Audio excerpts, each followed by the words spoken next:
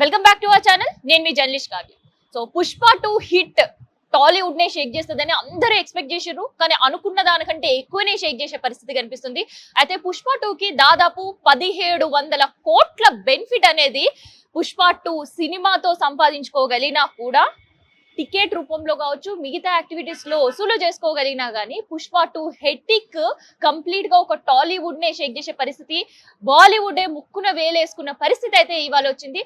So చాలా సంవత్సరాల తర్వాత ఒక సినీ ప్రముఖులతో ప్రభుత్వ అధికారుల మీటింగ్ జరగడం అనేది దాదాపు 15 సంవత్సరాల్లో ఇదే ఒక మొదటిసారి మీటింగ్ అనుకోవచ్చు. అందుకనే ఇటు ప్రభుత్వం నుంచి కూడా కొన్ని ప్రతిపాదనలు, అటు సినీ ప్రముఖుల నుంచి కూడా కొన్ని ప్రతిపాదనలతో ఈ మీటింగ్ అయితే ప్రారంభమైంది. అయితే ఈ మీటింగ్ కంటే ముందే నిన్నటి నుంచి కూడా ఒక లీకులు అనేది వినిపిస్తూనే ఉన్నాయి. అండ్ లీకులు కాకుండా దిల్ రాజే స్వయంగా కూడా చెప్పిన పరిస్థితి, కొంతమంది సినీ ప్రముఖులతో అధికారులతో భేటీ అయ్యే పరిస్థితి ఉంది అని చెప్పేసి.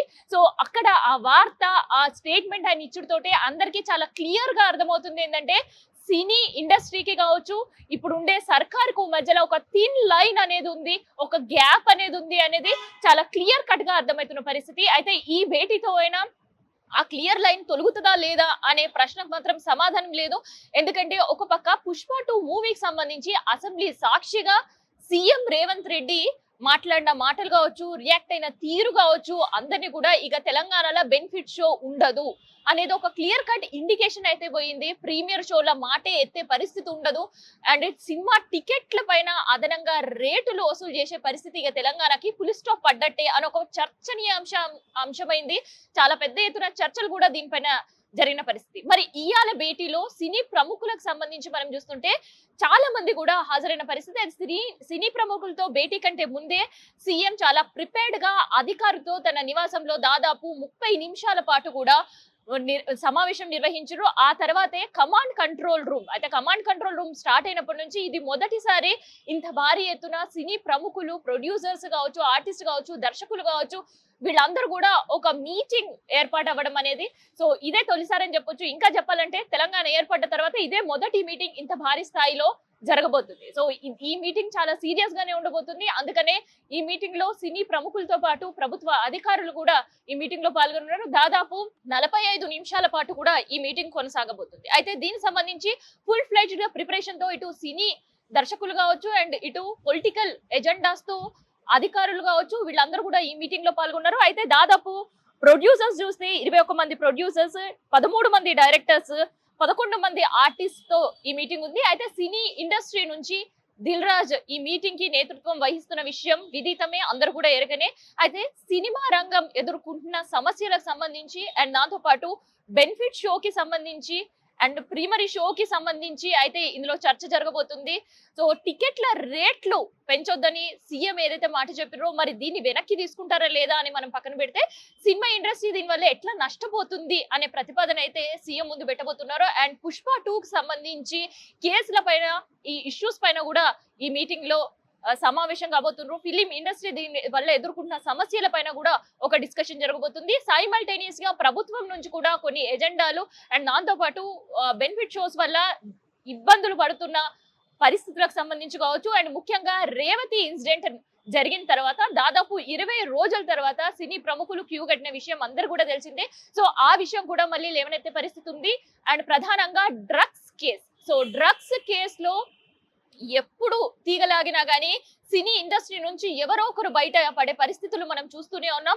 అందుకనే డ్రగ్స్ కి వ్యతిరేకంగా కూడా సినీ ఇండస్ట్రీ నుంచి ప్రముఖులు ఖచ్చితంగా ప్రకటనలు కావచ్చు, లేదంటే ప్రభుత్వం తీసుకున్న డెసిషన్స్ కి కట్టుబడి ఉండాలనే ఒక సీరియస్ టాపిక్ కూడా సమావేశంలో డిస్కషన్ జరగబోతుంది. అండ్ దీంతో పాటు సినిమా టికెట్లకు సంబంధించి కావచ్చు అండ్ దాంతో పాటు సినిమాలో తీసిన తర్వాత వాళ్ళకి వచ్చే బెనిఫిట్ పైన సెస్ కి సంబంధించి కూడా దీనిపైన డిస్కషన్ జరగబోతుంది.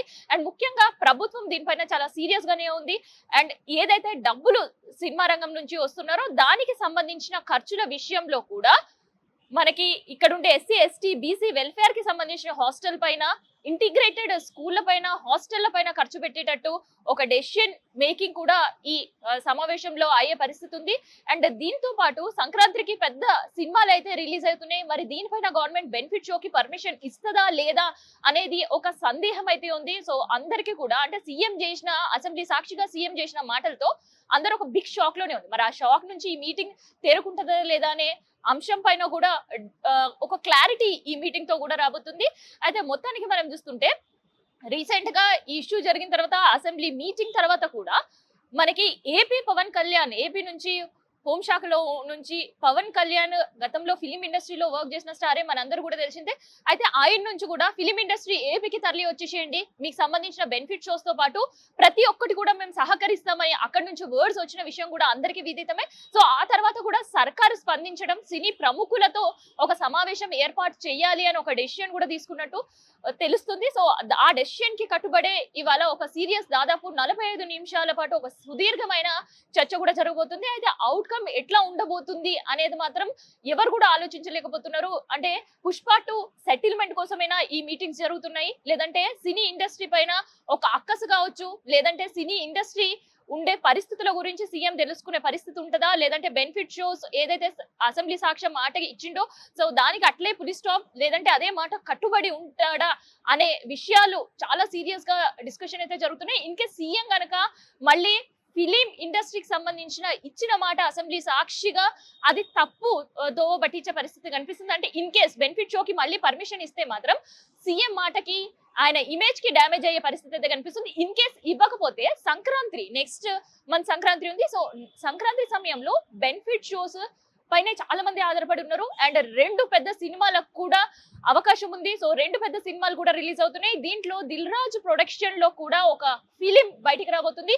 ఇన్ కేస్ బెనిఫిట్ షోస్ లేకపోతే మరి ఆ పరిస్థితి ఎట్లా ఉంటది, ఆ ప్రాఫిట్ వాళ్ళకి వచ్చే పరిస్థితి ఉంటుందా లేదా, లేదంటే జనాల్లో హైప్ క్రియేట్ చేయడానికి కూడా ఈ బెనిఫిట్ షోస్ చాలా వరకు కూడా ఉపయోగపడితే ఇట్లాంటి విషయాలు కూడా ఒక సందిగ్ధంలోనే ఉంది. సో ఈ మీటింగ్ అనంతరమే మనకి ఎట్లాంటి డెసిషన్స్ తో బయటికి రాబోతుంది అనే విషయం తెలియబోతుంది. అయితే ఇటు మనం అనుకున్నట్టే ఇంతటి వరకు మాట్లాడుకున్నట్టే గవర్నమెంట్ నుంచి అయితే ఒక 5 ప్రతిపాదనలు ఉన్నాయి. డ్రగ్స్ అండ్ దాంతో పాటు బెనిఫిట్ షోస్ అండ్ వచ్చే బెనిఫిట్ లో సినిమా ఇండస్ట్రీ నుంచి వచ్చే బెనిఫిట్ లో ఇటు ఇంటిగ్రేటెడ్ స్కూల్స్, గురుకులాలకు సంబంధించి బీసీ ఎస్టీ వెల్ఫేర్ హాస్టల్ కి సంబంధించిన ఇష్యూస్ తో పాటు అండ్ ముఖ్యంగా సినిమా కోసం ఖర్చు పెడుతున్న 100 కోట్లు బడ్జెట్ తగ్గించుకోవాలి అనే సీఎం కూడా చెప్పబోతున్నారు. అండ్ ప్రభుత్వం తీసుకోబోతున్న డెసిషన్స్ కి సంబంధించి కావచ్చు, ప్రచారాల్లో కూడా ఖచ్చితంగా సినీ ఇండస్ట్రీకి సంబంధించిన ప్రముఖులు దీంట్లో పాల్పంచుకోవాలి. ఎందుకంటే పబ్లిక్ లోకి వెళ్ళాలి ఇష్యూస్ అన్నప్పుడు ఖచ్చితంగా సినీ ప్రముఖులు దీనిలో పాల్పంచుకున్నప్పుడే అది పబ్లిక్ లోకి